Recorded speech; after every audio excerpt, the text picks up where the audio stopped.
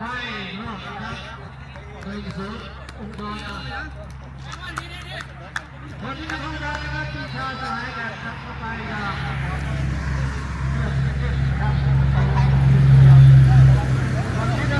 บโยนเลยออโต้นะครับการแสงครับไปนะนับเดินไปเลยนะมาทุ่มให้น้องเลยสุดท้ายหนึ่งไปเลยนะครับนับเพิ่มทั้งสองฝ่ายท่านละหนึ่งได้ทุกคนนะครับต่อไปคนที่สองครับขึ้นมาขอบคุณครับสหายแก่นกระจายพัฒนาเล็ก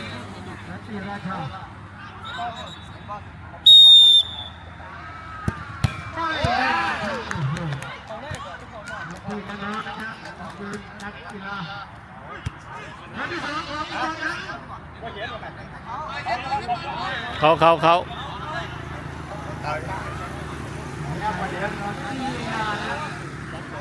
คนที่สองของคุณนะครับผมกับเต็มนะครับเข้าครับเข้าจริงเข้า1-1เข้าไม่เข้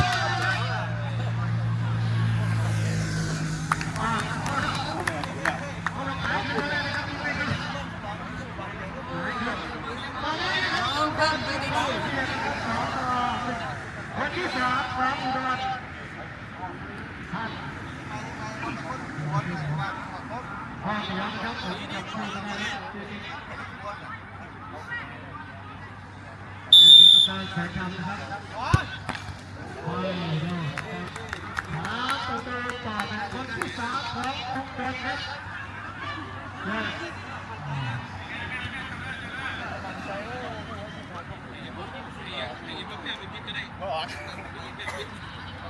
คือมาเต็มเลยนี่สุดท้ายเป็นเพื่อใช้ไม่มีเพื่อเลี้ยงกัน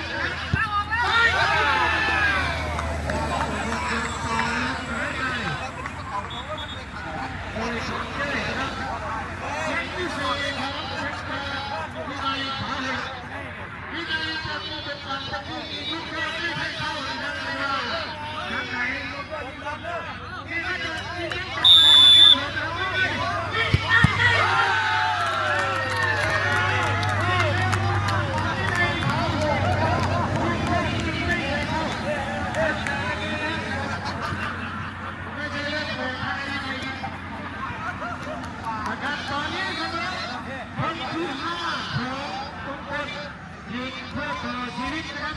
ถ้าไม่เข้าก็เดินคำสุดท้ายของอุดรพลังเสียงใหม่ครับตอนนี้เสมอกันที่3ปัญหาคนสุดท้ายของอุดรคนที่4คนที่ของอุดรนะครับรีบีบ้านะครับหนุนตัวความหวังหรือตัวดับฝันของอุดรนะครับไม่ทราบว่าดูคนทุกคนมามีความเป็นไปได้เพราะสำหรับคนที่อุดรต้องเป็นเ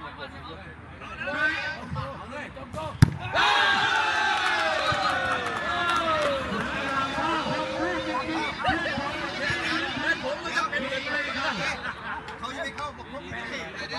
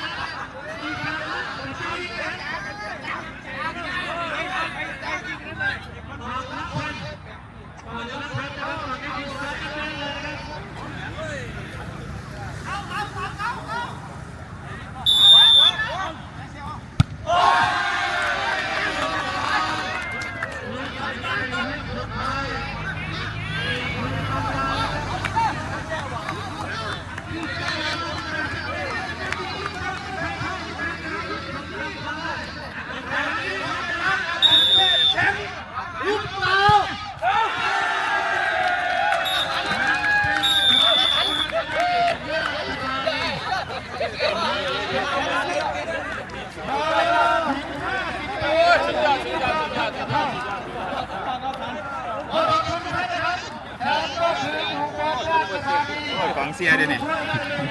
มันเสียเขาใส่นี่แล้วนี่ โอ้ยเสียจังโอ้ยต้องขึ้นไปโอ้ย พี่น้องที่จะกลับมีอาหารตั้งแต่6 โมงเย็นจนถึงทุ่ม 15นะครับและพิธีเปิดสัมมนาของเราเวลา1 ทุ่มครึ่งนะครับ เขาใส่ ยอดขนาดจุกเขายังเซฟ ขอบคุณทุกท่านนะครับขอบคุณทุกท่านขอเดินทางสู่โรงแรมที่พักอย่างปลอดภัยทานอาหารเย็นขอขอบคุณทุกท่านนะครับสำหรับกีฬาสัมพันธ์ในครั้งนี้เจ้าหน้าที่เชิญเก็บถ้วยและป้ายเลยนะครับ